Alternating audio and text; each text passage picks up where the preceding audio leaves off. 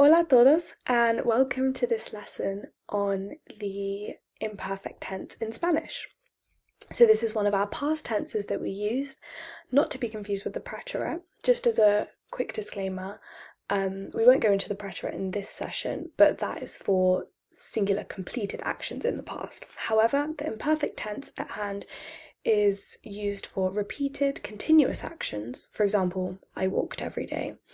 It can also be used to describe what something used to be like, and it can also be used to describe the weather.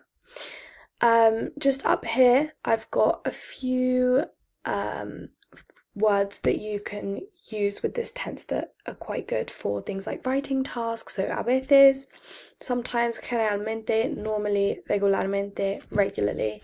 And yeah, those are pretty handy. So to jump straight in, this tense is relatively nicer than other ones that you'll encounter. And that's because we only have 3 irregulars, and ER and IR verbs are actually conjugated in the same way. So that's really great. Let's start with jugar, our AR verb. So as with conjugating most other verbs, you're going to take off that ending. And then we've got aba, abas, aba, abamos, abais, y aban. So the one thing to note about this is that there is an accent on jugábamos, which you might not expect. It's highlighted in yellow because we normally have the accent on jugabais. However, that's not the case here. So that's something to remember.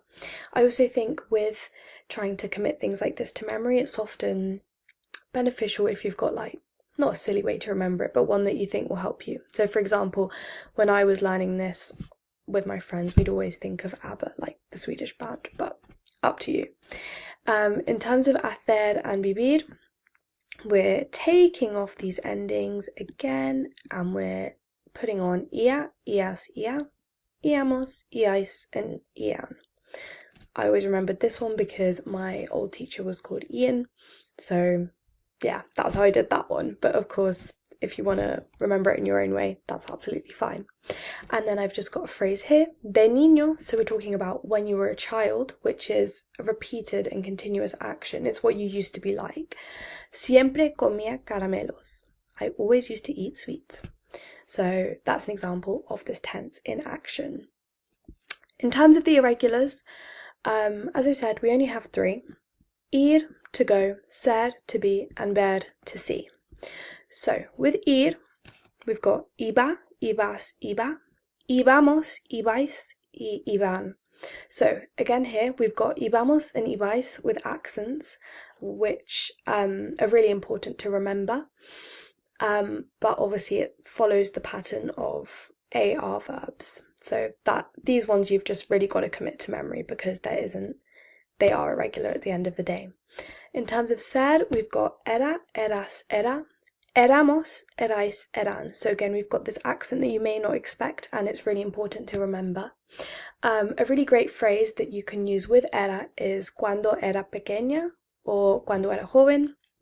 And that can be used if you want to describe yourself in the past because it basically means when I was younger or when I was a child. So yeah, that's a really great one in writing tasks because obviously when you're referring to different tenses, that generally gets you marks. And then for ver, we've got veía, veías, veía, veamos, veáis, y vean. So those are our 3 irregulars, and I just also wanted to mention I. So I obviously means there is or there are, so it's used a lot. However, when we put this into the imperfect tense, it changes to había. So the example that I've got written down here is En mi pueblo había un restaurante, which means in my village there used to be a restaurant. So again, that is using the imperfect tense to describe something that used to be there in the past, but it was there for a long period of time. So hopefully that has cleared up the imperfect tense.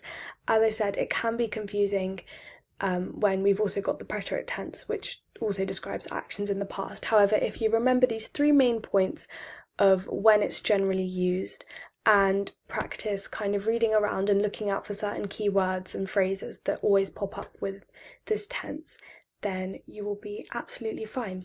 So I hope you enjoyed this lesson.